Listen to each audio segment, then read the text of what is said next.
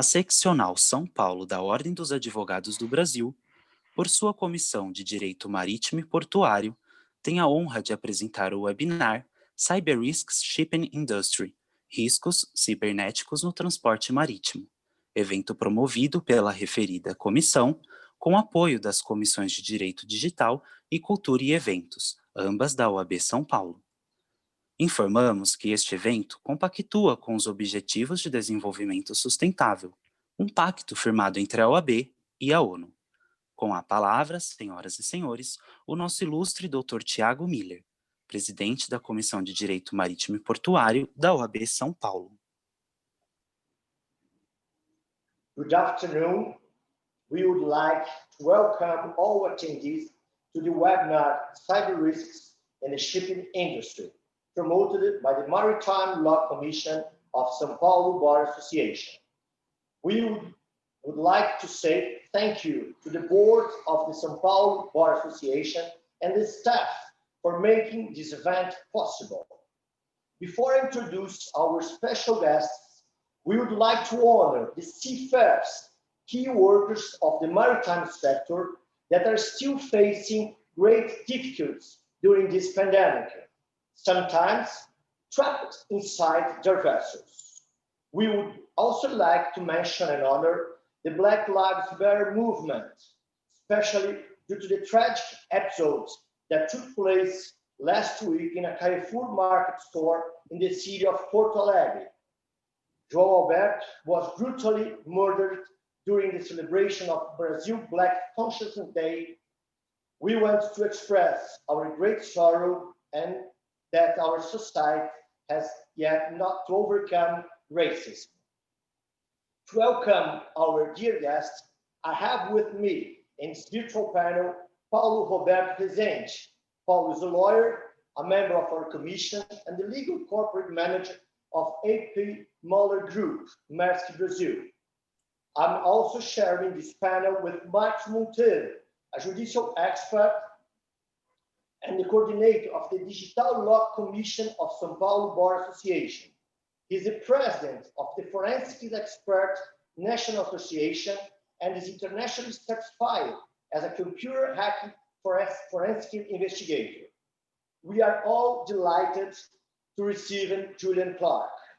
Julian is a senior global partner at Inscreva-se. He is an internationally recognized leader in shipping and international trade with over 30 years experience in mediation, arbitration, and litigation, as well as an expert in piracy, e-commerce, blockchain, cybercrime, security, and terrorism issues in the maritime field. Julian is also the chair of the Maritime Law and Innovation and Technical Committee and Cyber Risk Subcommittee of the CMI. Today, Julian will highlight the present threat level faced by maritime sector in relation to cyber risk. He will examine existing and reported incidents and also discuss even more alarming predictions in relation to the future threat level. Julian will also cover the pressure which the shipping industry faces in order to meet the requirement of IMO 2021 and cyber and SMS cybersecurity readiness. Julian, thank you for accepting our invitation and welcome to our webinar. You have our attention. Thank you, Thiago. Ladies and gentlemen, my sincere thanks to you for giving me this opportunity to speak to you this afternoon in relation to cyber risk. It is a great honor, and my thanks go to Thiago Miller, to the Maritime and Port Authority, and indeed to the Sao Paulo Bar Association. I hope that you find this presentation enlightening, and I hope to say not too alarming and frightening, although I must say to you that it is an area which causes me considerable concern. So let me start to take you through this presentation. You see that I have entitled this presentation, Cyber Risk, Could This Be Shipping's Pandemic? And the reason that I say that is because I think we are, as an industry and as a sector, facing a new significant threat level. It's something which I have referred to previously as the Titanic disaster scenario. And the reason that I refer to it as that, and what I believe is illustrated by this graphic, is the iceberg that our industry faces. What we have seen and what we are aware of so far, which is of course significant when you consider at least one of the high-level attacks, that would be the one that was taken up against Maersk. There is a lot of danger above the waterline, but what we face below the waterline is considerably more terrifying. And this is the combination of unidentified incidents, failed attempts, and the prospect of future risk. And let me take you through some statistics to amplify and underline that statement that I've just made. We've seen a 400% increase in attempted cyber attacks targeting the maritime sector since February 2020. So that's just this year, we have seen that 400% increase. We've seen a 900% increase on attacks on operational technology in the past 3 years. And when I say operational technology, perhaps I can use this analogy to explain to you the danger that we face.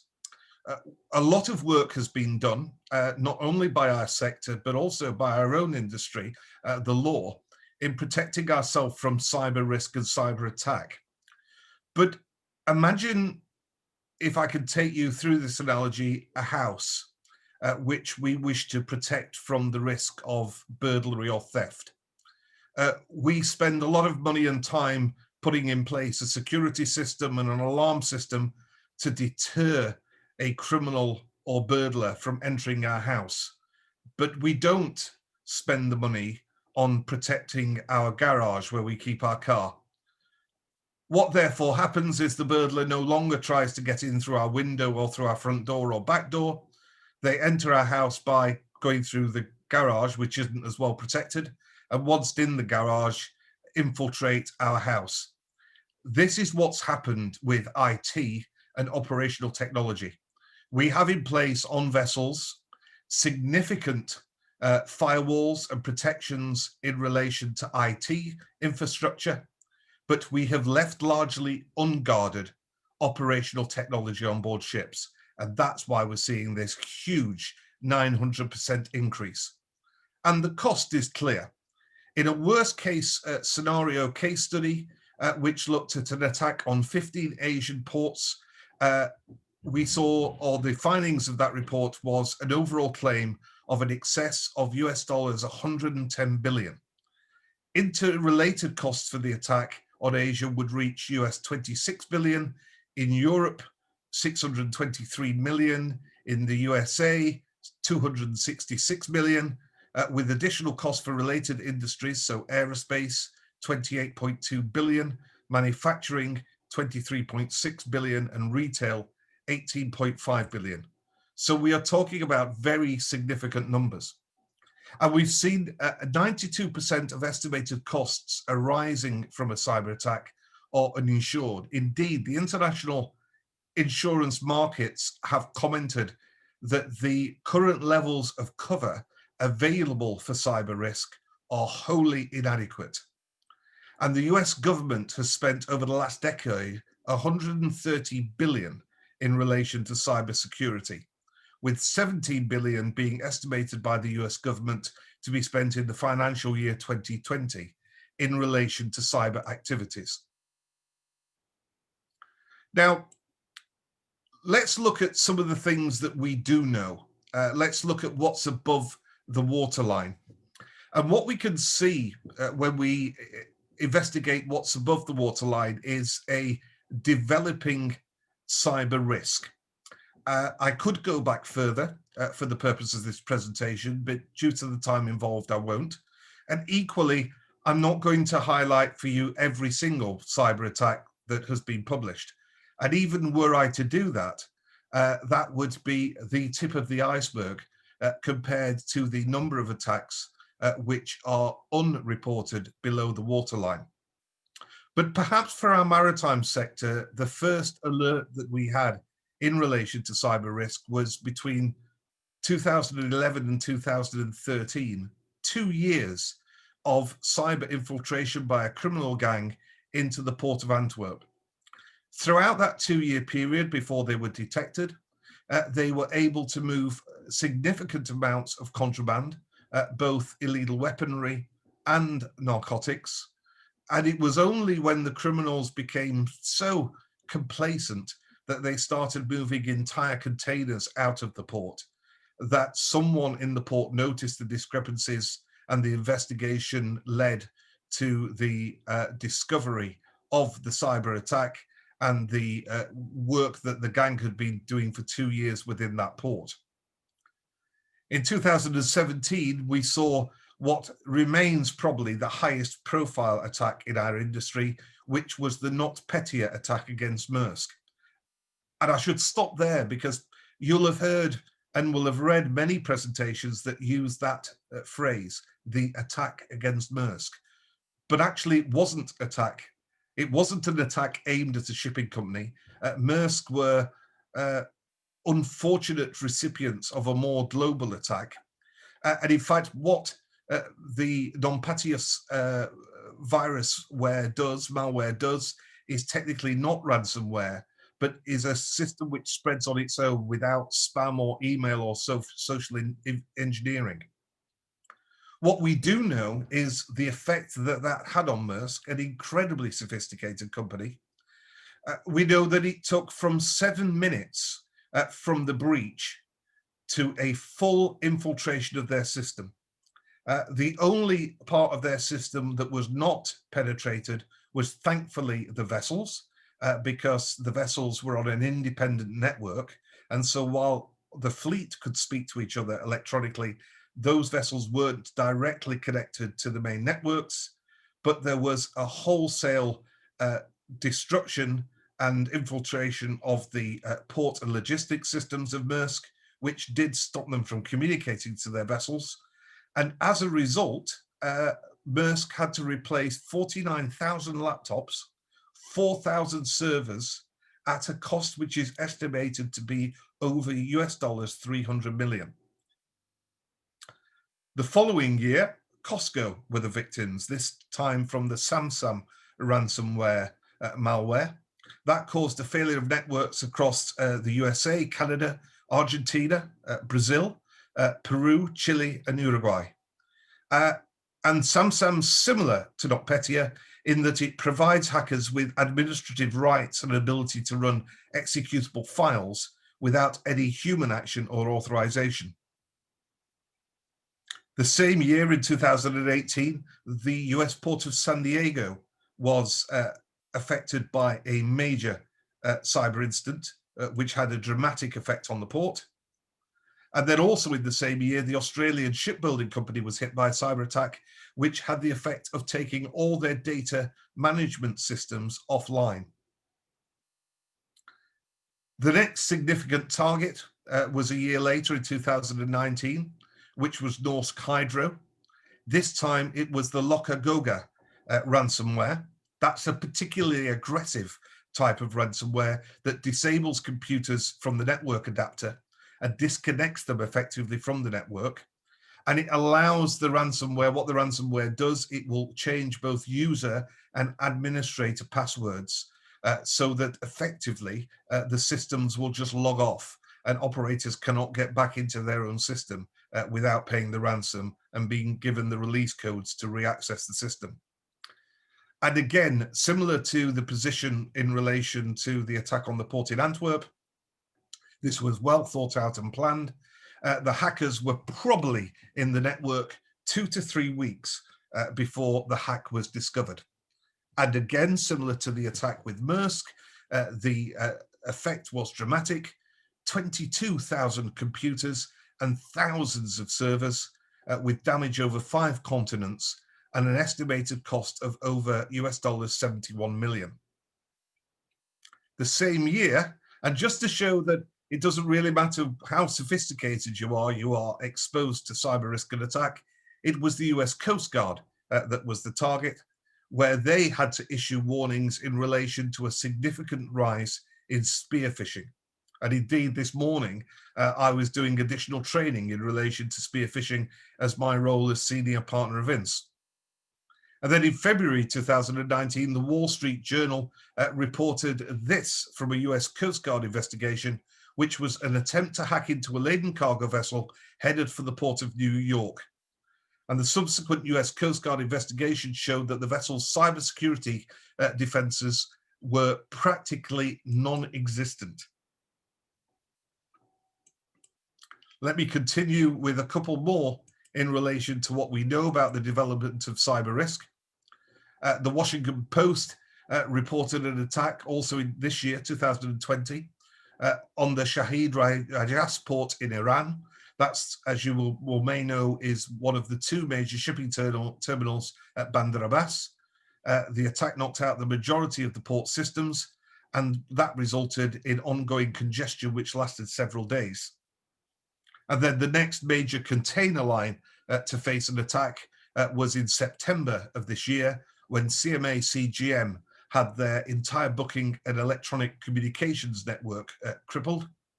And then the most recent one in maritime, the International Maritime Organization itself attacked, with the reported investigation showing that the hackers overcame robust security measures, which brought down the website and all of their internal web-based services.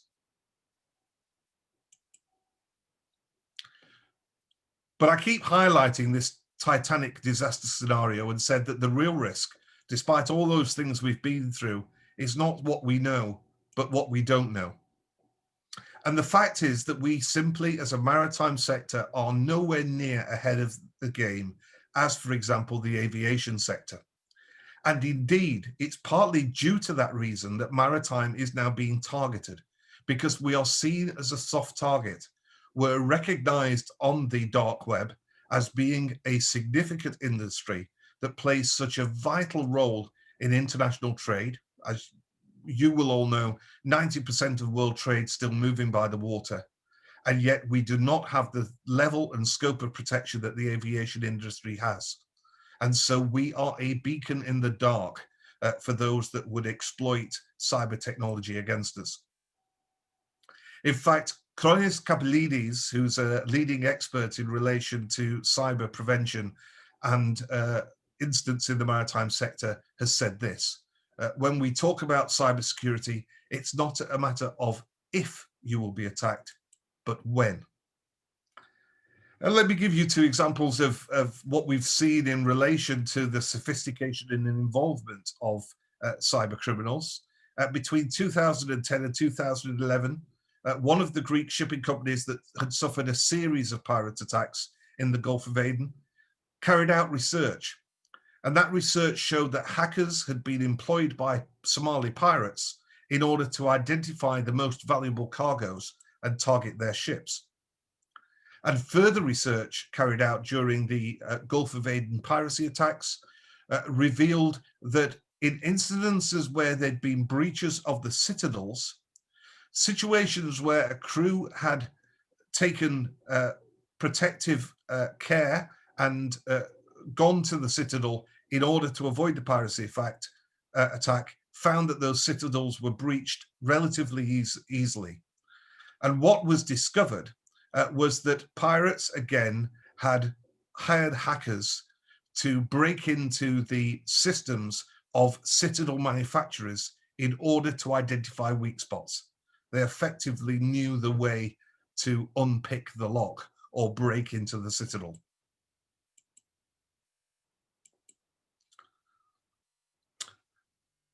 We currently, myself and my colleagues at INS are involved in what we hope will be a groundbreaking project and product for the maritime industry, which is we hope will be a one-stop security solution for operational technology on board vessels. And we're working with the leading US anti-cyber and cyber avoidance company that does an awful lot for the US government and Homeland Security.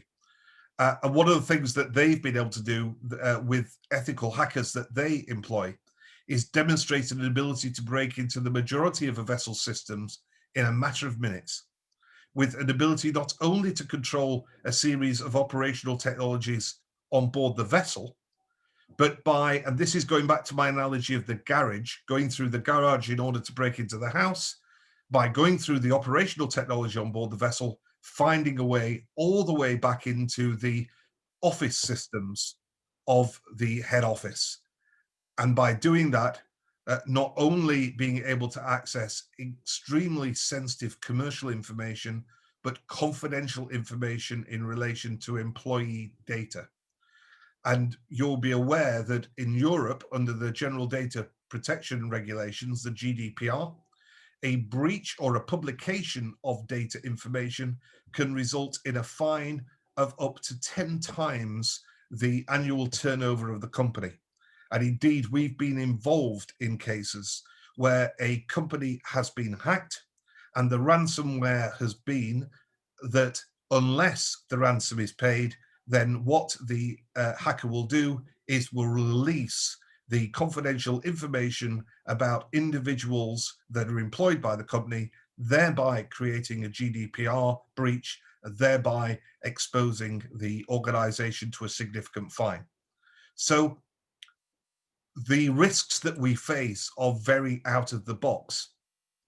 And if this isn't worse, and I am sorry for being such a harbor of gloom and doom, although I think one of the things that we have to do, especially as lawyers, is be in a position where we can alert our clients to this risk. That's what we do, but then protect them from this risk. So this is one of the reasons why I'm very passionate about this subject and speak a lot about it, and indeed why I accepted that position as chair of the committee for the CMI, was so that we can warn our clients, our ship owners, our traders, our operators, our charterers, our ports of the risk that they face and help them to encourage their protection up to the level of that in the aviation industry. Because what we're now facing is something of a perfect storm in that the two significant risks, if I had to pick two for shipping at the moment, are cyber, for the reasons I've said, but also the effect of international sanctions on shipping.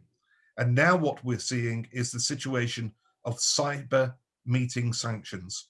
Notices that have been issued by the Treasury Office of the US, the Treasury Office and the Terrorism and Financial Intelligence Service have made it clear that their view is that making a ransom payment, while itself not illegal, could violate international sanctions, especially if it is arguable or shown that the cyber breach can be tracked back to state intervention, be that from the main interveners in cyber risk being identified at the moment, which are Iran, North Korea, and Russia.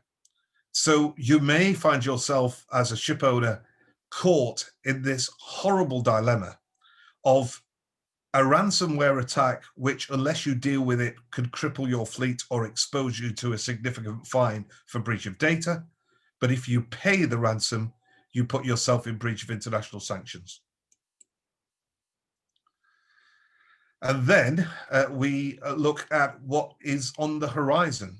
As we move to autonomous shipping, we will face the risk of cyber pirates.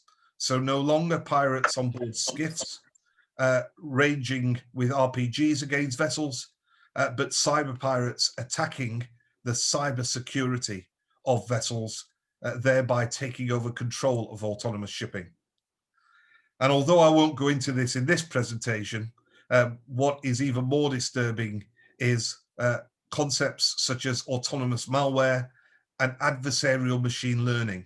This is the field of hive nests and hive bots, artificial intelligence cyber attack systems which can lie dormant within a operational system or an IT system, and then once inside that system, develop an attack through the nanoprobe itself that's entered into the system.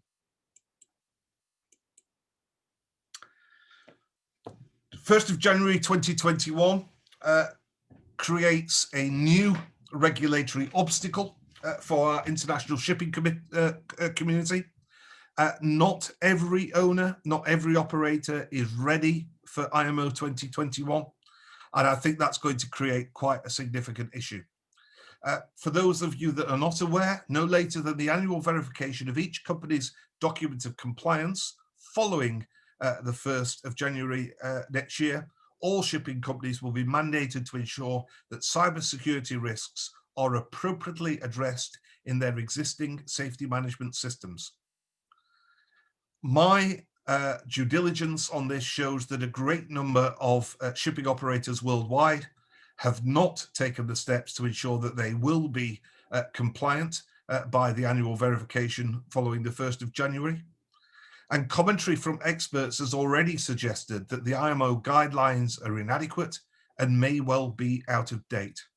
In many ways, shipping is less ready for compliance with IMO 2021 than it was for the introduction of GDPR.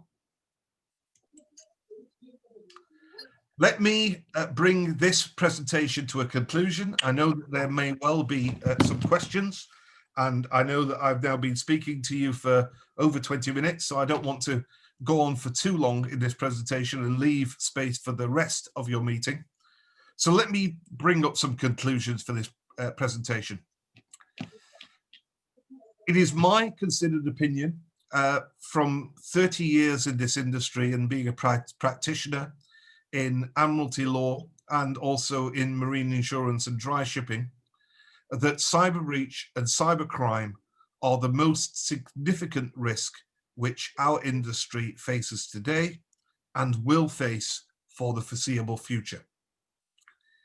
It is my honest and considered belief that our industry needs to up its game to the level of the aviation sector so that it is no longer perceived as the soft target. And while some people have said that presentations such as this and commentaries in the media on social media and in the news are fake news and that they are Project Fear, I believe that the sector must well be alive to the significant risk of maritime terrorism and the impacts that we've seen in relation to the significant financial damage that a cyber attack can do to a shipping company. And we haven't mentioned reputational damage. I think that it's essential that what we do as an industry is we come together so that we can agree together, the various bar associations around the world, the CMI, the IMO, the leading operators, an adequate and effective audit system so that we know that as an industry we are compliant, again, in much the same way as the aviation industry have cooperated together. And as I said, I'm hoping by the end of the year to be able to announce a cybersecurity initiative joint venture, which I hope will go some way towards giving protection for our industry.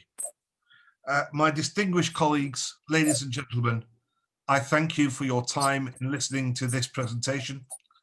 I hope that I've given you food for thought. I hope that you have some questions for me.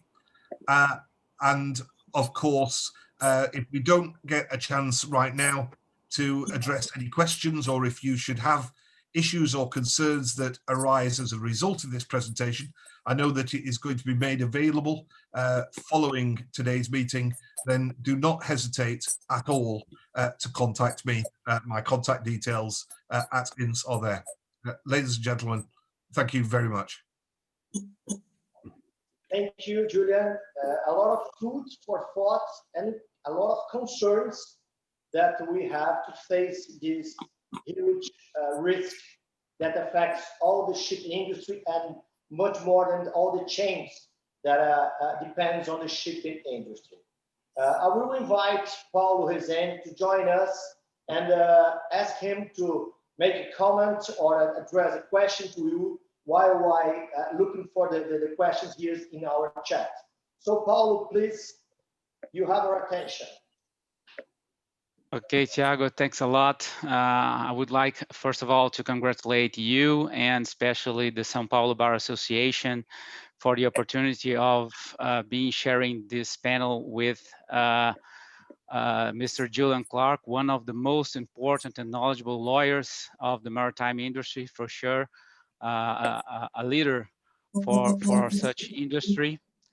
And I believe you forgot to mention Mr. Julian's career, second career as a musician, as one of the few men that has had the opportunity to work with Sir Paul McCartney. I believe in the end of this event, if I may suggest, Mr. Julian could, of course, share with us this amazing opportunity. I bet that the audience would be amused with this kind of experience, Mr. Julian. And Thanks, thank you so Paulo. much. Thank you so much for your time and the opportunity of discussing this important and urgent matter, as you mentioned. For sure, I believe that we will all leave this webinar much more concerned about this issue that could heavily affect an entire industry or a company like you highlighted. So for sure, we share your concerns. And I believe that the whole legal community, especially the Brazilian legal community, should be paying attention to this important matter, considering all the legal consequences about a data breaching. In fact, I have one question to address to you in regards to cyber attacks and blockchain. We all know that you are an expert in the blockchain subject matter. So I would like to ask you, how do you believe that blockchain could help us to be much more secure in terms of this kind of threat, this kind of cyber threat? Thanks, Paulo.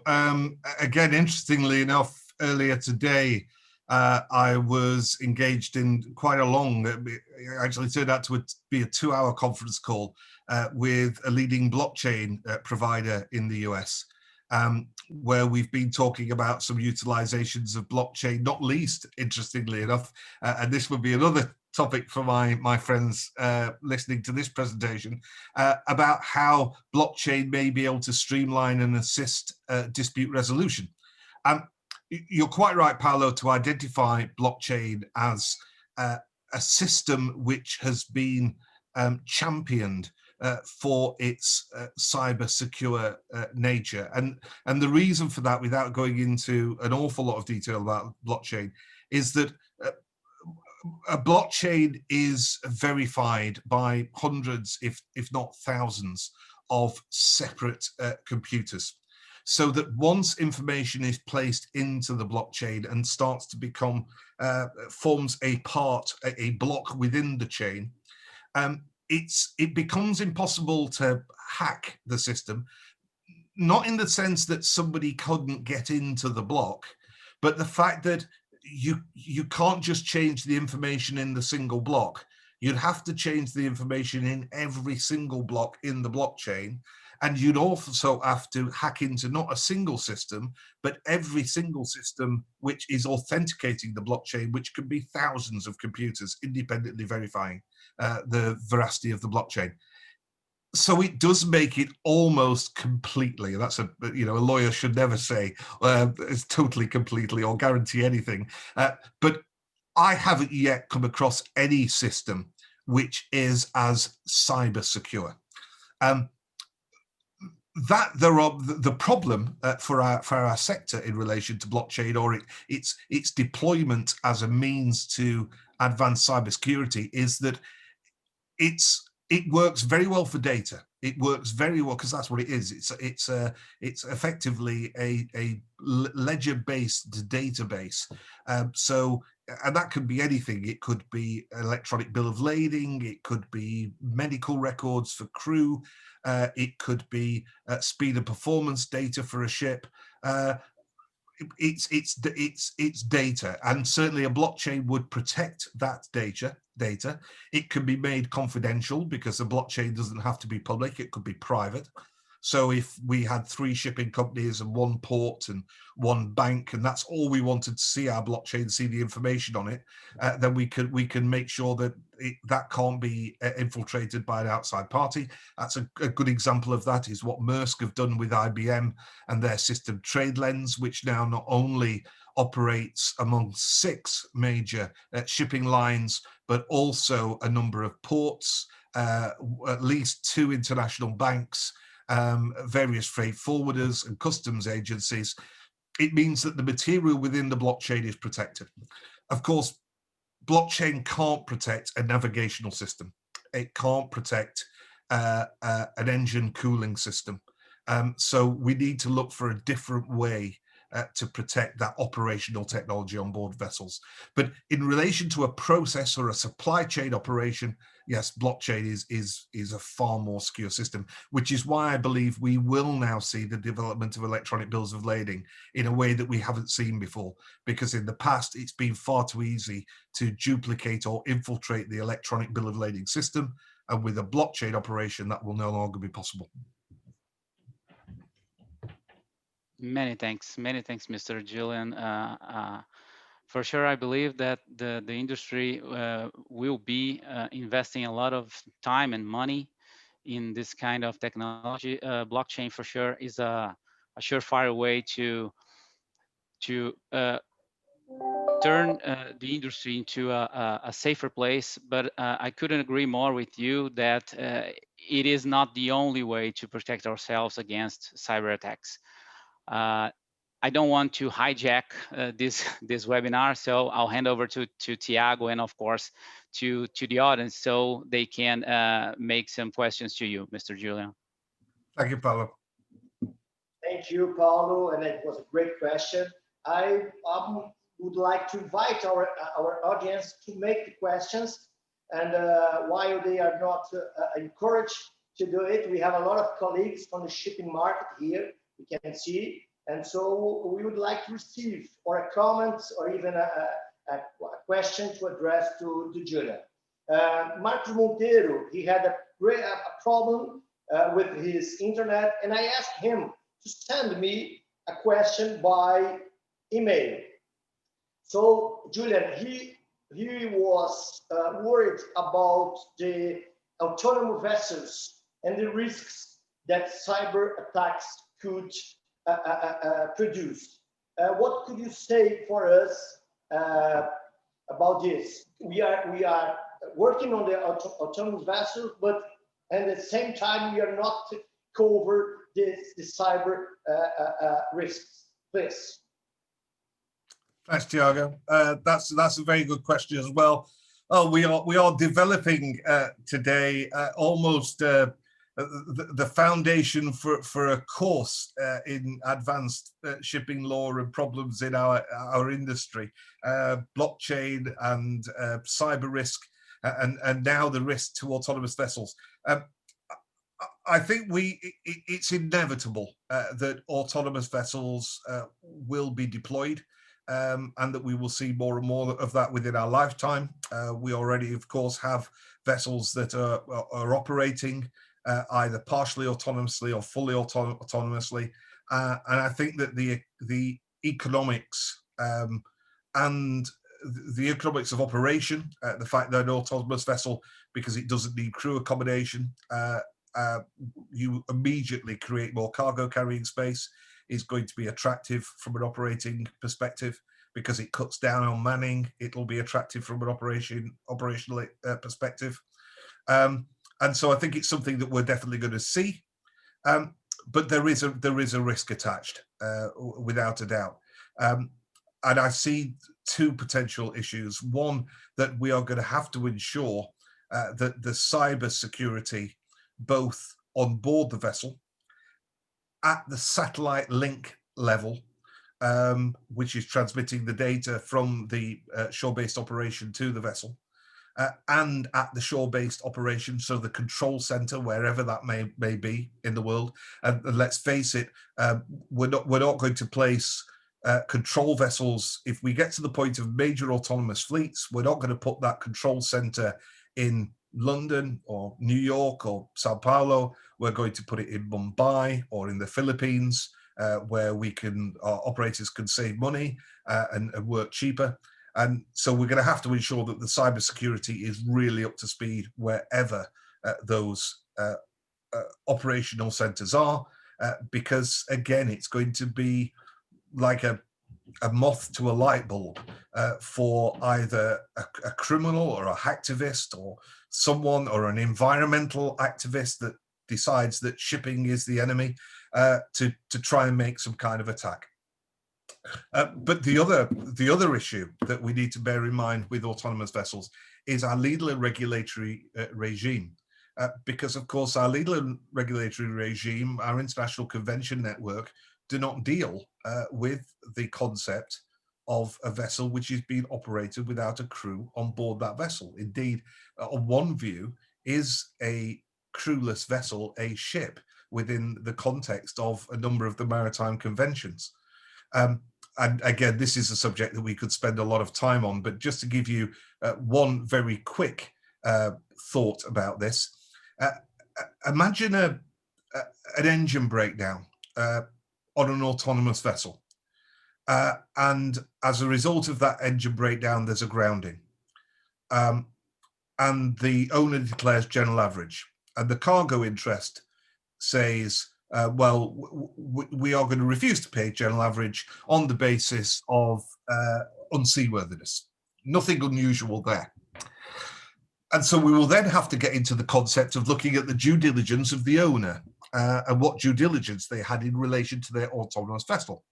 And of course, as we know from the Muncaster Castle, the concept of due diligence in relation to seaworthiness operates over the period of control. So a defect which happens to the vessel prior to the owner's ownership, prior to the vessel coming into their field of control, is not their responsibility. But if the engine breakdown is as a result of a programming fault, to what extent does an owner have due diligence to go through the code of an autonomous vessel that he's been delivered? Take it one stage further. If an autonomous vessel within its navigational systems has an artificial intelligence system, which it is most likely to have, so that the vessel itself is learning as it trades in relation to waveforms, weather, trade routes. And let's say something then goes wrong through the artificial intelligence system, that happens whilst the ship is within the control and audit of the ship owner. So under the Muncaster Castle test, does that then become the ship owner's responsibility? And then how does he demonstrate that he's exercised due diligence? And the answers aren't there. We just do not have the answers in relation to this. Another issue that I've raised previously with leading counsel in London is in relation to attempting to break limitation under the 1976 Limitation Convention. In order to break limitation, as you know, you have to show either intention or gross negligence. But what about a circumstance where an owner has not updated their firewalls or cybersecurity sufficiently, and as a result of that failure to update the cybersecurity systems, there's a hack which leads to the casualty? Would that be enough for a claimant to say that they could break limitation of the 76 Convention?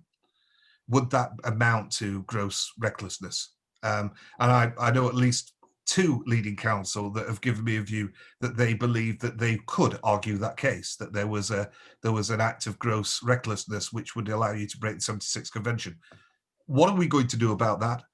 One suggestion that's been made is that rather than our having to review every single international law and every single international convention, what we will probably need is a new convention for autonomous shipping. So I think it is something which is going to exercise all of our minds over the course of the next few years. For sure, and there's a lot of work for us, yeah, to well, that's face. good.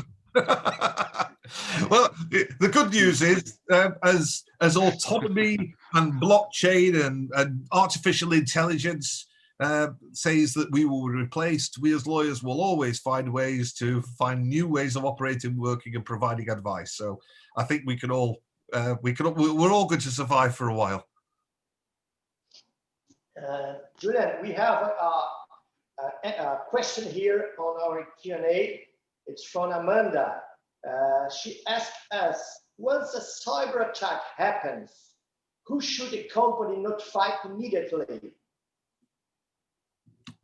That is a fantastic question, Amanda. And you've highlighted something which in my experience I've seen as a defect in emergency response plans. That who do you call? It's a cyber incident. Do you call your P&I club? Do you call your operations manager? Do you call your underwriter? Do you call your head of IT? Who on board the ship is specialized in relation to the cyber system that's been attacked on board the vessel? It's one of the reasons, and I think this is why the IMO have talked about compliance from January 2021, that we need to have onboard vessels emergency response plans that answer your question. And in some sophisticated companies, there will be that answer. But for a lot of companies, the first time people will consider that issue is when they suddenly find that they are subject to a cyber attack. So what would be my advice? My advice would be the same, really, as you would treat any other major incident. So be that a fire or an explosion, your first call as the master is to your operations manager in your office to give them the notification, and their first call is to either their lawyer or their P&I club in order to get the emergency response network operating.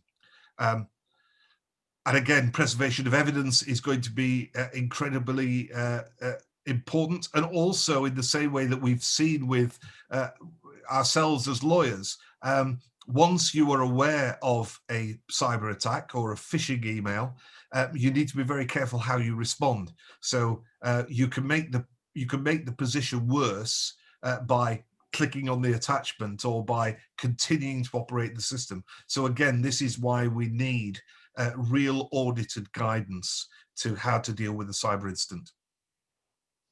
Julian, let me amend a question.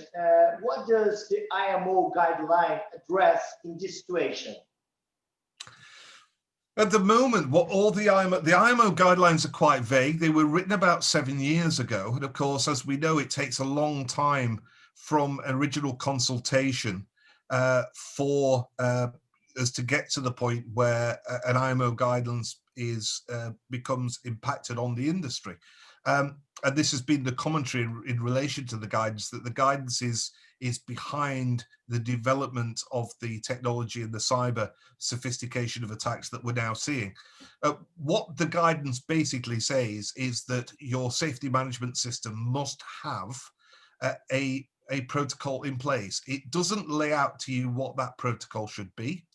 There are guidelines available, but it's really up to the owner or the operator to ensure that they have a system in place, in the same way that in their safety management system, there isn't a prescribed form of safety management system. What is required by the IMO is that there is a operational and audited system.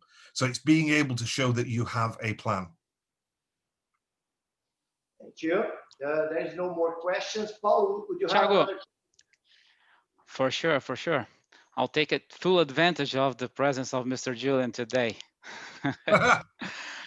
Mr. Julian, one more question from my side is about the insurance industry. Do you believe that not being compliant with the IMO could be a reason or a ground for the clubs to deny coverage in the future, using this kind of argument of not complying with the IMO's guidelines for cybersecurity against the ship owners? What do you think Yeah. about this? Yes, in the same way that it's a requirement of P&I Club cover to have an operational SMS and document of compliance, it will tie and to be able to comply with the requirements of SOLAS. It will now become equally as important to have a cyber plan in place, because otherwise you will be in breach of the regulation and therefore in breach of SOLAS and the convention. So yes, you can see that a failure to have a system in place will compromise cover. That doesn't mean, of course, having a system in place doesn't mean that you're completely secure, but at least you've complied with what the industry requires of you. I do, however, think that we will see a large-scale development in the insurance market in relation to cyber risk, because I think it's going to become a more key factor for the industry. And I think at the moment we don't have sufficient protections available. There are limited covers around that really address cyber from a maritime perspective.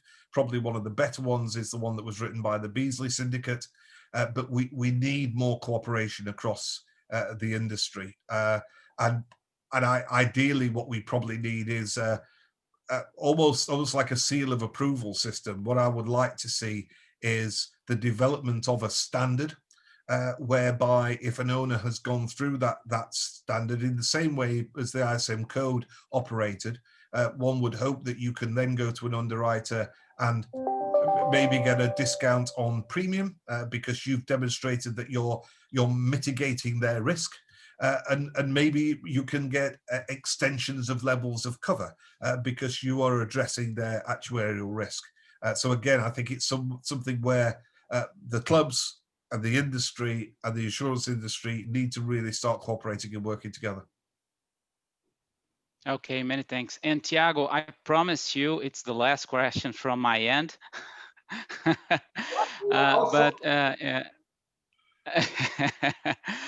But Mr. Julian, in regards to the GDPR, and I don't know if you are aware, but here in Brazil, our data privacy regulation has just entered into force in the end of September, if I'm not mistaken.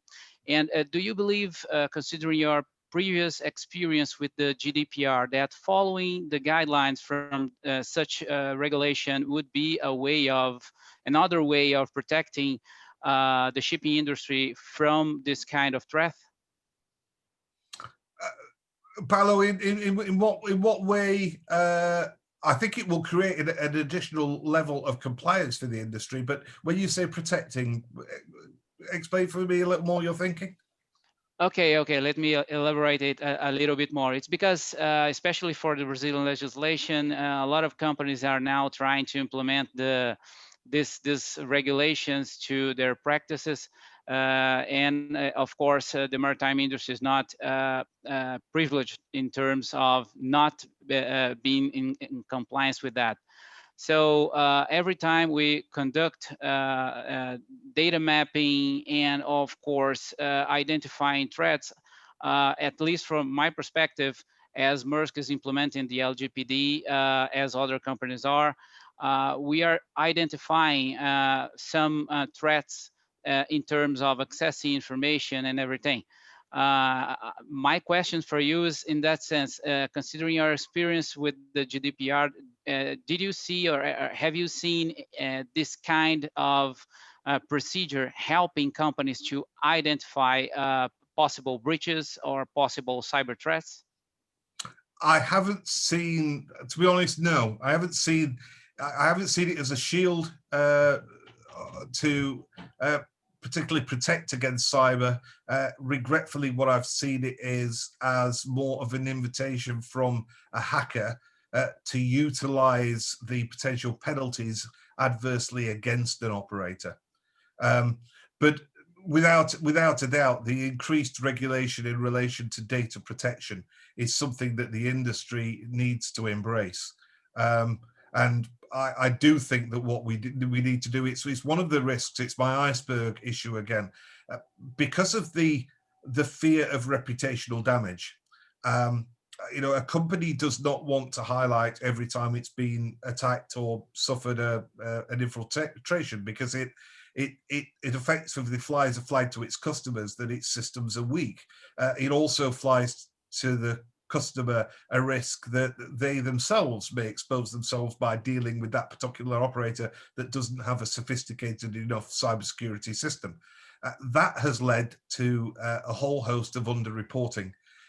That is something I think the industry needs to address, because we need to be able, as an industry, to just know how big this iceberg is and who the perpetrators are, because it's only through those means and identifying them that we can start to give proper protection. Okay, Mr. Julian, many thanks for your clarifications, and I'm still waiting for your comments about Sir Paul McCartney and your experience with him. All right, well, Paolo is quite right. For those of you that don't know me, I didn't start my life as a lawyer. I actually, to my shame, I suppose, or somehow it's worked out all right in the end, I dropped out of school when I was about 15 because I wanted to be a musician. So I started being a professional musician at 15, and then I got to about 21 and decided that I really ought to get myself a proper education. So I went to night school and then found my way to the bar and became a barrister, and then joined Clifford Chance, and the rest is history, if you like. But throughout my career as a lawyer, I have been drawn back into music. In fact, I took a couple of breaks out of law, although I couldn't take a break from shipping. So I dropped out of law for 5 years in order to be a professional musician again, but ended up working for P&O. So sailed as a band leader on board the P&O fleet. So I can't get away from shipping. And it was probably about, let me see, 3, 4, 5, 6, 7 years ago, my ex-wife and I lived in East Sussex, and my stepdaughter was at a school, and one day my wife had gone to pick up my stepdaughter from school, and she was 4 years old, and wasn't very happy, and was having a bit of a tantrum on the floor, and there was a parent knelt next to her trying to calm her down, and my stepdaughter was slapping this very kind parent in the face. And my ex-wife went and knelt next to him and said, "Oh, I'm very sorry." And he said, "Oh, it's quite all right. That's my daughter there. You know, sometimes they get, you know, very upset." And then my wife looked at him and said, "Oh, you're Paul McCartney, aren't you?" And he said, "Yes, he was." And it was his daughter, Beatrice. Amazing. What then happened, and this is the musical story, was she came home. It was a Friday. She came home. She told me the story. I said, "Wow, that's amazing." And she said, and I said, I don't know what I would have said to him. And she said, "Well, you better think, because you're going round to his house tomorrow because he's invited you round." And I said, "You've got to be joking." And she said, "No." And she said, "You must bring an instrument with you." And I initially refused because I can't go play in front of Paul McCartney. But then she said it would embarrass her. So sure enough, I turned up. And Paul came out and said hello and said, "Did you bring your instrument with you?" And I brought a mandolin with me. And then we got to know each other, and we played together. And he's a really nice guy. That's my lasting impressions of him are, he is what you think, what you see. Very, very friendly, still very down to earth, and his love of music is infectious. I mean, for somebody, this is Paul McCartney. He's done everything, and he's like a child. in relation to anything to do with music. I was sat playing with him and I played something and he said, "What's that?" And I said, "Oh, I'm not sure. I think it's it's a D minor." And he said, "No, it's not. That's hold on. I'll get the piano out. Let's do something." And he's just I couldn't believe it. He loves music. So yeah, really lovely guy. Yeah, you can see this in his eyes, right? I'm He incredibly. seems to be a fantastic guy. Yeah. Yeah. Thanks a lot, and sorry for going off the script, but I was You're very welcome. pretty. Okay, Paulo, please, Thiago, go ahead. I was keeping it to the final, but it was close. Yeah, last year Julian gave us a great show at the London International Shipping Week, but you disclose everything. So I will read. We are coming to the end, but I have 3 more questions here, Julian, that I would like to ask for you, and then you can make a conclusion. They are from João Paulo Brown, that's a maritime colleague, and Eduardo Keys, who is a member of our Shipping Law Commission. João Paulo asked, first of all, he congratulations for the enlightening presentation, and he asked, can the shipping industry replicate some of the measures adopted by the aviation sector? Is the aviation sector equally protected in terms of cybersecurity, both for carrying cargo and people? And Eduardo Keys makes some similar, but he asked if other sectors have already secured these risks of cyber attacks. Included, he mentioned here the auto industry. So if you could answer them and then make a conclusion, we can go to unfortunately, to the end of our webinar. Thank you, Thiago. The answer to that question is yes. I think we have a lot to learn, and we can be hugely benefited by other sectors. I think a lot of the technology and the approach to cyber risk management that's been adopted by the aviation industry is very transportable to the maritime sector. And I think we should actively encourage cooperation between our sectors. I think equally we need to deal with the space sector. I know that might sound insane, almost like science fiction, but of course so much of what we're going to see going forward in relation to automation and already in the operation of our sector involves satellite communication. And so the security systems in relation to satellites, I think we can learn a lot from. And indeed, another area, and this might surprise you, that I've been working with at the moment is traffic systems and rail systems. So the cybersecurity systems that we have in relation to infrastructure in major cities that protect major cities against the risk of cyber threat and terrorist cyber attack. And some of those systems that are in place in relation to rail networks and to transport networks, again, very transportable into shipping. So this is something that I would actively encourage. And I think the CMI and the IMO will be looking into that kind of cooperation. In conclusion, I'd like to thank the Maritime and Port Authority and the Sao Paulo Board Association once again for this amazing privilege to be able to speak to you all. I am very sorry that I can't be physically with you for this presentation, but I hope that now internationally we are on the cusp of an antidote, a vaccine for the pandemic, and so that the next time we meet, we will be able to meet in person. I hope I haven't terrified you too much. I think part of our job as lawyers is sometimes to give the bitter medicine. Our role is to say to our clients, is to be the vision for our clients of the risks on the horizon, are to be the lookout that spot the iceberg and then are the people as lawyers that can develop the avoidance strategies so that we can navigate away from that risk. And I think the way we do that is these kind of corporations. It's the exchange of ideas, and despite the fact that physically we can't be together, how wonderful it is that we can now use technology to such a benefit. So, ladies and gentlemen, my sincere thanks.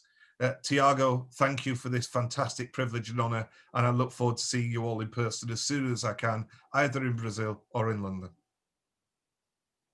Thank you, Julian. The privilege is our privilege. I'm sure that you are not, you are realistic, and you try to open our eyes and our mind, and hope open the eyes of the market, the shipping market, because the huge losses that we have already suffered are unbelievable. So thank you very much for this presentation, and to be here with us, even a virtual room. That was how we can meet today. And I'm sure that our commission, the digital commission that is here with us, and all our attendees are really thankful for your time and for your sharing all your thoughts and your experience. So I would say thank you very much. Hope to see you soon, even virtually. And I would like to thank Paulo that make really good questions and show all the worries and concerns that he, as a legal manager, must have in one of the biggest companies of our industry. So thank you all attendees to be here with us. We reach over 70 attendees here, so it's a great pleasure to have all of you with us. So bye bye. Hope see you all soon. Okay. Thank you very much, Paulo and Julia. Thank you. Bye bye. Thank you. Bye bye. It was a pleasure. See you around. See you. Thank you, Paulo. Bye bye. Ciao, ciao. Bye bye. Ciao, ciao.